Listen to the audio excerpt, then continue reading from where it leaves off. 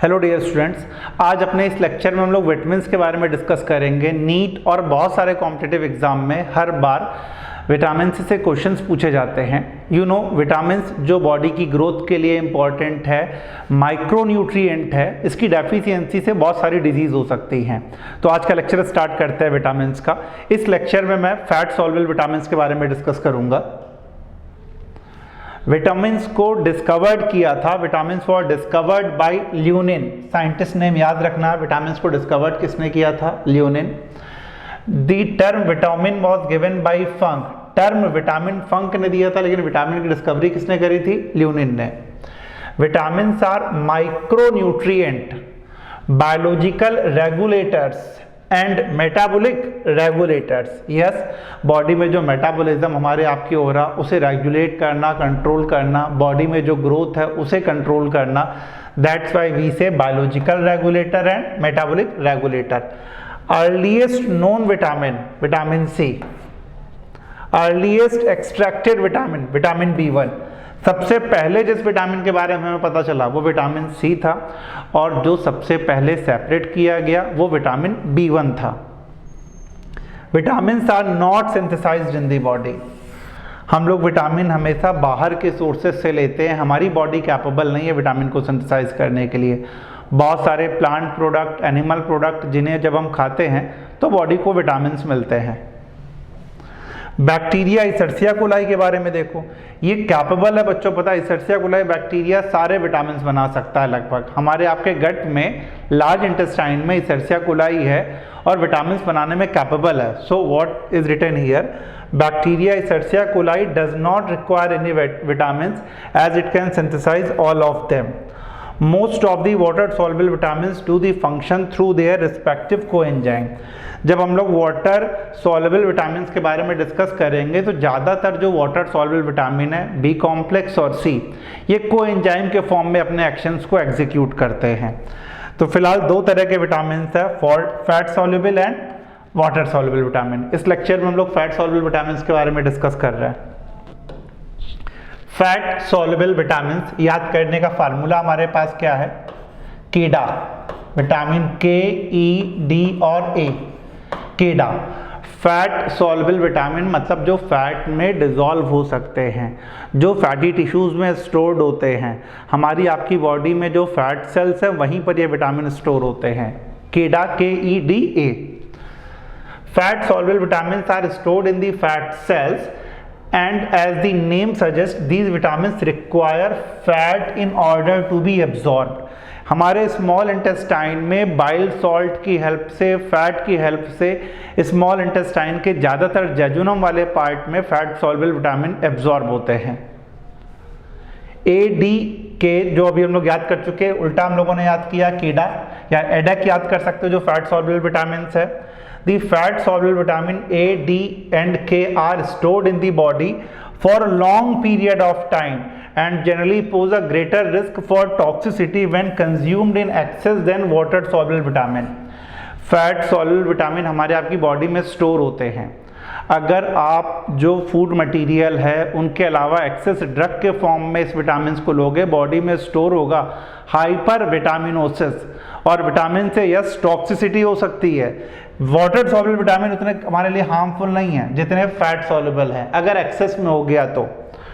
Eating a normal well balanced diet will not lead to toxicity in otherwise healthy individual. अगर आप normal food के form में जो हम लोग खाते हैं उसके फॉर्म में लोगे तो कोई टॉक्सिसिटी नहीं होगी, लेकिन अगर आपको लग रहा भाई विटामिन है और ज़्यादा खाते और दवाइयाँ खाओ तो it may cause a serious problem, क्योंकि फैट सॉल्युबल विटामिन से टॉक्सिसिटी होती है। However, taking vitamin supplement that contain mega doses of vitamin A, D, E and K may lead to toxicity। The body only needs small amount of any vitamin। इसीलिए तो इसे micronutrient कह रहे हैं भाई।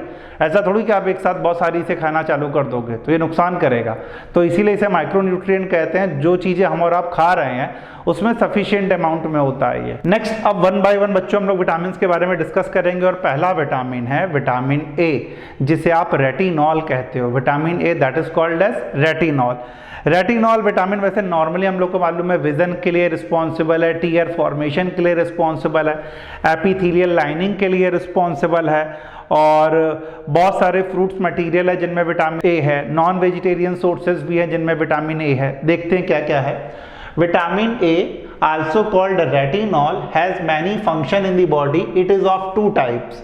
A1 जो A1 है ए का रेटिनॉल, ये विजन के लिए जो हम लोग कहते हैं नॉर्मल विजन के लिए A1। A2 डिहाइड्रोरेटिनॉल, A2 का क्या नाम है dehydroretinol, for epithelial lining, glands and tear production. ये तीनों बातें याद रखनी है। A2 डिहाइड्रोरेटिनॉल एपिथेलियल लाइनिंग जो हम लोगों के है स्किन पे, टीयर प्रोडक्शन के लिए, और यस ग्लैंड से सिक्रीशन के लिए। In addition to helping the eyes adjust to light changes, vitamin A plays important role in bone growth. Vitamin A vision के लिए जरूरी है, ये सब हम लोग तो जानते ही हैं। इसके अलावा बोन ग्रोथ के लिए विटामिन ए इंपॉर्टेंट है, टूथ डेवलपमेंट के लिए भी विटामिन ए इंपॉर्टेंट है, रिप्रोडक्शन के लिए, सेल डिवीजन के लिए, जीन एक्सप्रेशन के लिए, regulation of the immune system. तो सोचो विटामिन ए के कितने फंक्शन है विजन के अलावा भी, bone growth, tooth development, reproduction, cell division, gene expression, regulation of the immune system.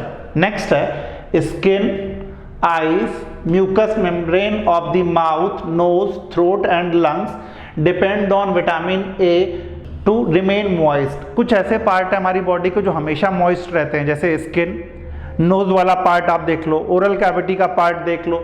तो ये जो भी पार्ट मॉइस्ट रहते हैं उसके पीछे विटामिन ए का बहुत इंपॉर्टेंट रोल है, मतलब म्यूकस ग्लैंड के फंक्शन के लिए अगर हम लोग कहें तो। Vitamin A is also an important antioxidant. ये भैया प्रॉपर्टी तो बड़ी इंपॉर्टेंट है, antioxidant. Antioxidants are that chemical which reduces the free radical unstable chemical in our body. और अगर एंटीऑक्सीडेंट का काउंट कम होगा तो बॉडी में एजिंग का प्रोसेस स्लो हो जाएगा। The same thing they are saying. Vitamin A is also an important antioxidant. और फार्मूला याद रखना हम लोगों को, क्या एस, विटामिन ए, सी और ई एंटीऑक्सीडेंट है, दैट में play a role in the prevention of certain cancer. So जो कैंसर को भी फाइट कर सकते हैं ये antioxidant. Food source for vitamin A क्या क्या चीजें हैं, retinol, retinal, retinoic acid. 3 format है, रेटिनॉल, रेटिनल और retinoic acid. Forms of vitamin A are supplied primarily by foods of animal, दोनों से हमें मिलता है, एनिमल ओरिजिन से भी, such as dairy product, fish and liver. Some foods of plant origin contain the antioxidant beta carotene. जो plant से हमें विटामिन ए मिलता है वो बीटा कैरोटीन के वाया मिलता है। कई ऐसे डार्क ऑरेंज कलर के, येलो कलर के फ्रूट्स जब हम लोग खाते हैं इसमें बीटा कैरोटीन है, मेरे लीवर में जाकर के रेटिनॉल में चेंज होता है। तो beta carotene which the body converts to vitamin A, liver में चेंज होता है बीटा कैरोटीन, लीवर किस में चेंज कर देता है इसे, विटामिन ए में। Beta carotene comes from fruits and vegetables, specially those that are orange और dark green in colour. Orange या डार्क ग्रीन कलर में बीटा कैरोटीन है, जब आप इसे खाओगे आपके लिवर में ये बीटा कैरोटीन चेंज हो जाएगा विटामिन ए में। Vitamin A sources also include carrots, जो हम लोग कह रहे थे carrots, pumpkin, winter squash, dark green leafy vegetables, apricot, all of which are rich in beta carotene. तो ये इंफॉर्मेशन थी विटामिन ए के बारे में। विटामिन ए की डेफिशिएंसी बहुत रेयर है, ज़्यादातर होती नहीं है, लेकिन अगर हो रही है तो आईज में प्रॉब्लम हो सकती है ज़ीरोप्थैल्मिया की। It occurs due to deficiency of A2। Conjunctiva और कॉर्निया आपके सूख करके, ड्राई होकर के केराटिनाइज्ड हो जाएंगे। जो कंजक्टाइवा है, कॉर्निया है, अगर A2 की डेफिशिएंसी हुई तो ज़ीरोप्थैल्मिया, अल्सर्स बनने लग जाएंगे, ब्लड इनसे आने लग जाएगा। यस, अगेन इस पॉइंट को देखते हैं, बड़ा इंपॉर्टेंट लग रहा।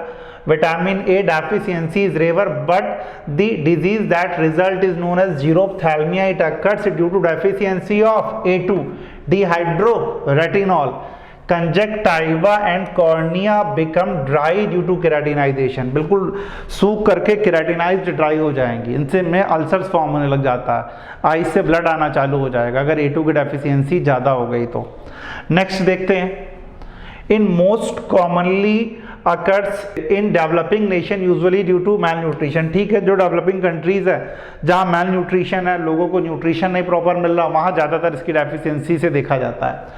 Since vitamin A is stored in liver, vitamin A हमारे आपके लिवर में स्टोर होता है, it may take up to 2 year for sign of deficiency to appear. मतलब ये है कि हमारे लिवर में विटामिन ए स्टोर है, अगर डेफिशिएंसी भी विटामिन ए की होगी तो लिवर कहेगा हमारे पास स्टोर है, हम आपको दे रहे हैं, आप टेंशन मत लो।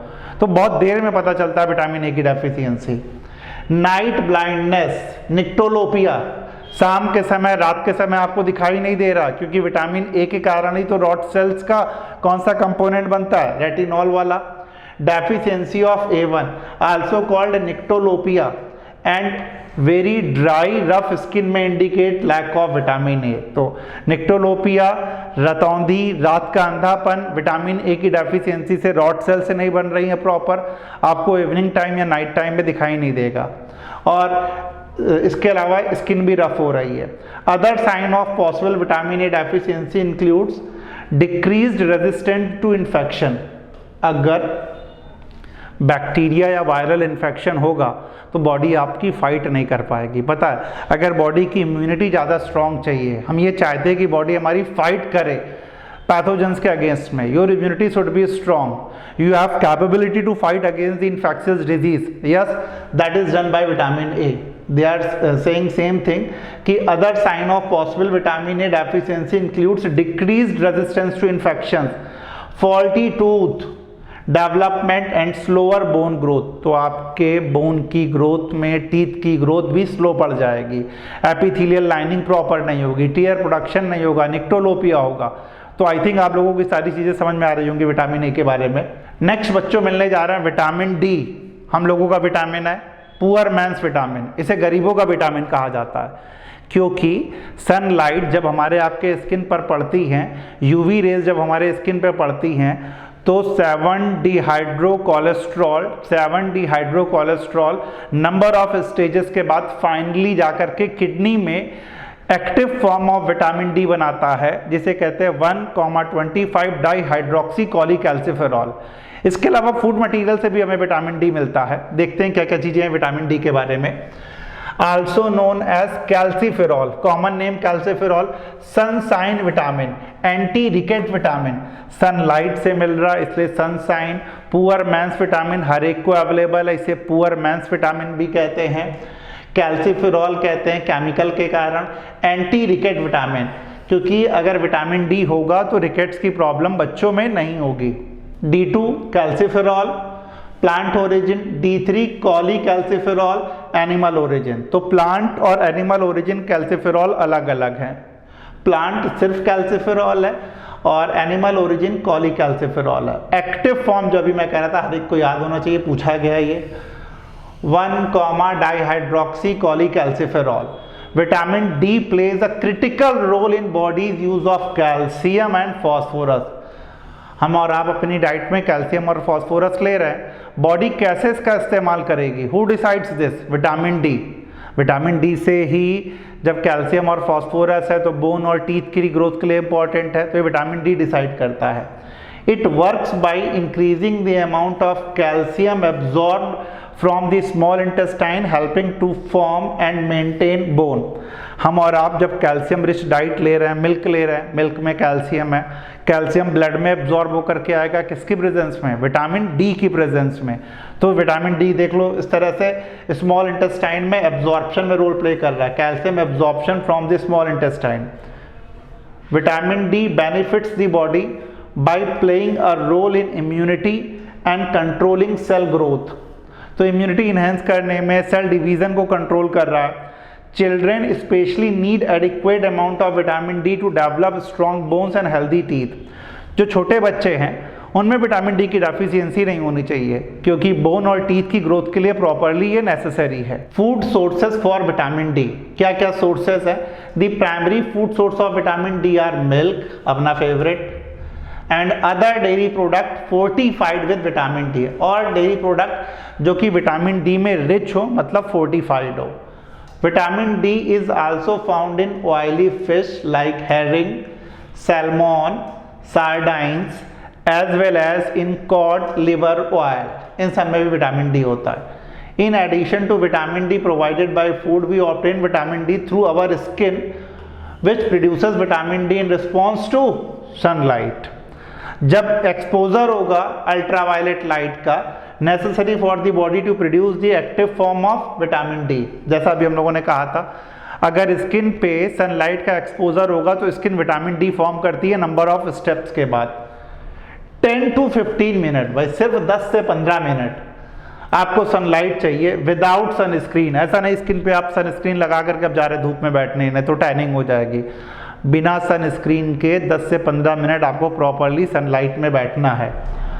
On the hand, arms and face, hand वाले पार्ट में, आर्म वाले पार्ट में, फेस वाले पार्ट में प्रॉपर सनलाइट अगर पड़ेगी ट्वाइस अ वीक, हफ्ते में सोचो सिर्फ 2 दिन भी अगर आप बैठ जाओगे तो सफिशियंट है बनाने के लिए। This can easily be obtained in the time spent riding a bike to work और टेकिंग अ शॉर्ट वॉक। अपने दोस्त के साथ बाहर घूमने निकल जाओ, आधा घंटे हल्की सी धूप है, बाइसिकल पे या बाइक पे जाओगे तो आर्म है, हैंड है, फेस वाले पार्ट पे 15 से 20 मिनट भी अगर सनलाइट पड़ जाएगी तो विटामिन डी आपकी बॉडी में सिंथेसाइज होगा। In order to reduce the risk for skin cancer, one should apply sunscreen with SPF of 15 or more if time in the sun exceeds 10 to 15 minutes. अगर आप किसी ऐसे फील्ड में, ऐसे job में हो जहाँ ज़्यादा देर तक आपको धूप में काम करना पड़ता है, तो स्किन कैंसर से बचने के लिए SPF 15 वाला सनस्क्रीन आप लगा सकते हो। डेफिशिएंसी, भाई इसकी डेफिशिएंसी से कौन कौन सी बीमारी हो रही है? रिकेट्स बच्चों में, long soft board legs, board legs मतलब इस तरह से टर्न लेग होंगे, एंगल बना करके लेग होंगे। Flattening of the back of the skull, flattening of the back of the skull, तो स्कल का डेवलपमेंट प्रॉपर नहीं है। एडल्ट में ऑस्टियोमलेशिया, मसल एंड बोन जहाँ वीक हो रही है, osteoporosis, loss of bone moss.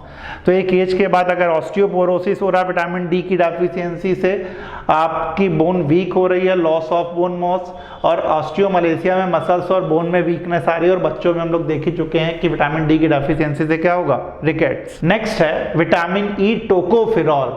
सबका केमिकल नेम याद होना चाहिए, ए का, डी का, अब हम लोग ई में आ रहा है जिसका नाम है टोकोफेरॉल। इसे fertility vitamin, anti sterility vitamin या इम्यूनिटी इन्हेंस करने में, एंटीऑक्सीडेंट है, बहुत सारी चीज़ें विटामिन ई के लिए यूज़ करी जाती हैं।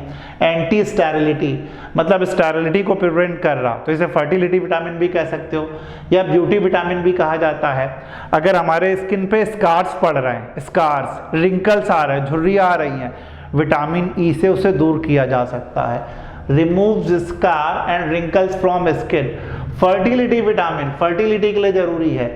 स्पर्मेटोजेनेसिस और oogenesis के लिए कौन सा विटामिन आवश्यक है? You will take on vitamin E. Vitamin E benefit the body by acting as an antioxidant, ACE formula है हमारे पास, and protecting vitamin A and C, A और सी को प्रोटेक्ट भी करता है, रेड ब्लड सेल्स के फॉर्मेशन के लिए नेसेसरी है, इसेंशियल फैटी एसिड के लिए जरूरी है, उनको डिस्ट्रॉय होने से बचा रहा है।